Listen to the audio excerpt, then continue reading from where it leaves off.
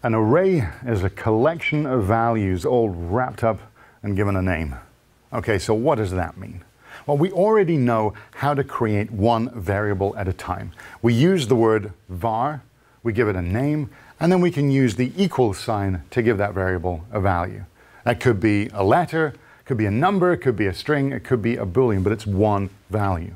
Now, an array is the idea of multiple values, but all contained in one named variable, such as this one.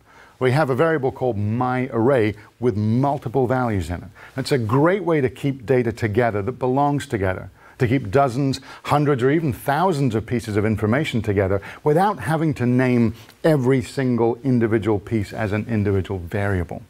But before we make one, here's a couple of concepts. See, if all we have is one name for this entire array, how do we get individual pieces in or out? Well, in an array, each individual value, often referred to as an element, has a number, an index, that identifies where it is in the array. Arrays have an internal order. They don't shuffle their values around randomly. So the first slot has an index of 0. The second slot, or second position, has an index of 1. Third slot is 2, and so on. So I've got an array with 7 elements in it here. But there's no minimum or maximum size. You can make arrays as big as you need them. You're simply limited by the amount of memory you have available. In JavaScript, like most languages these days, arrays are zero-based. And that means the first position, the first element in the array is considered to be at position 0, not position 1. Some languages, like older versions of Visual Basic, used 1-based arrays, but 0-based arrays are far more common. So we can use that number, that index, to either set that value or to get to that value. So I need to use both the name of the array and the index of the element to access any one part of the array. So let's make one.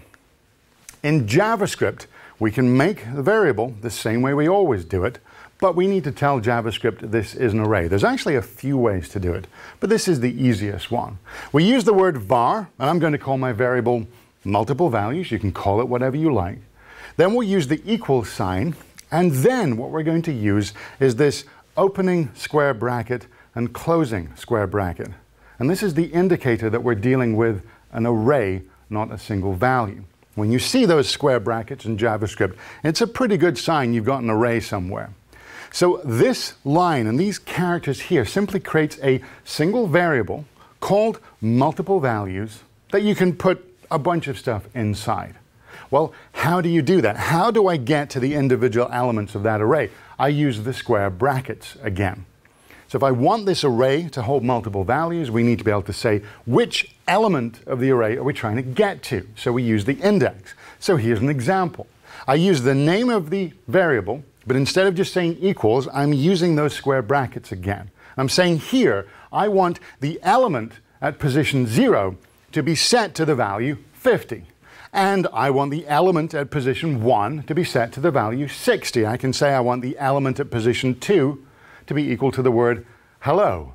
And notice that what I can do in this array is I can put in a number, I can put in a string, I could also put in a boolean, I can actually put anything in there. It doesn't matter what kind of data you're putting in at the different slots in the array, but all of them are accessed using that index. And that's whether you're setting these values or whether you're getting these values. It's always the zero-based index. Now what we can then do is use the same format to get to the contents of the array. So if, for example, I want to write out an alert message with whatever's at the second position, I use the square brackets. I use the same way to access them and to set them. And it writes out the word hello in this case. So if this is the way that we write arrays, it's okay. It's not too bad, but it would be nice if there was something a little quicker. And in fact, there is. There's a shorthand method for doing it. So instead of doing it over several statements like this, we can use those square brackets and combine all this stuff onto one line. We can just load this array up with the initial values. In this case, 50, 60, hello in double quotes. and it will automatically create an array and put them in at position 0, position 1, position 2. You could then come along and add position 3, position 4, and so on, but it's always a zero-based index. Now, arrays are found in every language, and as we'll see, there are other ways of grouping values together. Sometimes you might not want a zero-based index, but perhaps a letter-based index, or some other way of accessing the elements of the array. And we can do that too. But these arrays are the classic way to get started with what are often referred to as collections in a programming language. And this time the buzzword really is straightforward. A collection in a programming language is simply multiple values grouped together in some way. And there are often slightly different ways of creating them across languages, but the overall concept is the same.